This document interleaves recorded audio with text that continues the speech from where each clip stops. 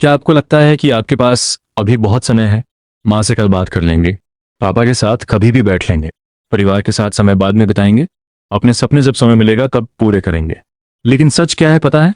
जिंदगी कभी चेतावनी नहीं देती।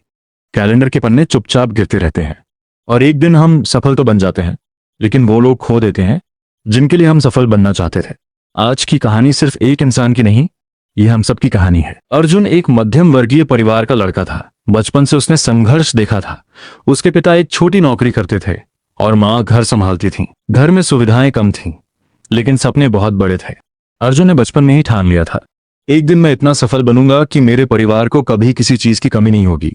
पढ़ाई पूरी हुई और अर्जुन नौकरी की दौड़ में शामिल हो गया। पहली सैलरी मिली तो माँ की आंखों में खुशी थी। पिता ने बस इतना कहा, बेटा खुश रहना। लेकिन अर्जुन के लिए खुशी का मतलब था प्रमोशन, बड़ी सैलरी, बड़ा घर और बड़ी पहचान। धीरे धीरे उसकी जिंदगी सिर्फ काम बन गई। सुबह ऑफिस, रात ऑफिस, वीकेंड मीटिंग, लगातार लक्ष्य। माँ फोन करती, बेटा खाना खा लिया? अर्जुन जवाब देता, हाँ माँ, मीटिंग में हूं, बाद में बात करता हूं। पिता कहते, कभी साथ बैठते हैं? अर्जुन हंसकर बोलता, अभी समय नहीं है पापा, प्रोजेक्ट खत्म होने दो। उसका छोटा बेटा रोज डिनर टेबल पर उसका इंतजार करता था। प्लेट लगती थी लेकिन खुशी खाली रहती थी। अर्जुन सोचता था, आज मेहनत कर रहा हूं, कल सब ठीक हो जाएगा। साल गुजरते गए, अर्जुन सफल हो गया। बड़ी गाड़ी, शानदार फ्लैट, ऊंचा पद, समाज में सम्मान। एक दिन ऑफिस में उसे जिंदगी का सबसे बड़ा प्रमोशन मिला। सब लोग तालियां बजा रहे थे। बॉस ने कहा, तुम सबके प्रेरणा हो। अर्जुन मुस्कुराया लेकिन अंदर अजीब खालीपन था। तभी फोन बजा। अस्पताल से कॉल था।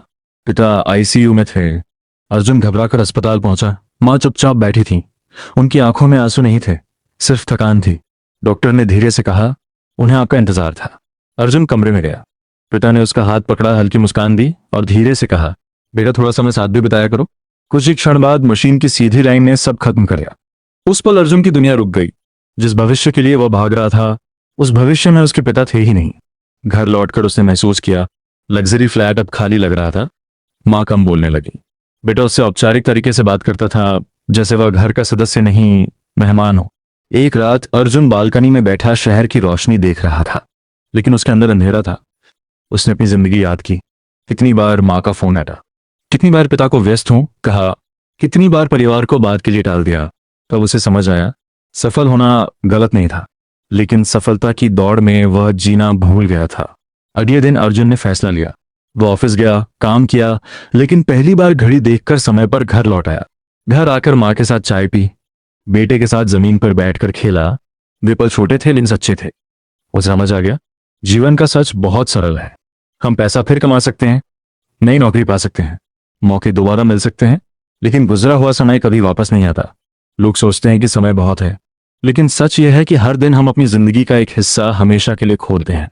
इसलिए मेहनत करो, सपने पूरे करो, सफल बनो, लेकिन इतना मत भागो कि जब रुकने का समय आए तो आपके पास अपना कोई भी न बचे। अगर आपके माता पिता हैं, आज ही बात करो। अगर परिवार इंतजार कर रहा है, उनके साथ बैठो।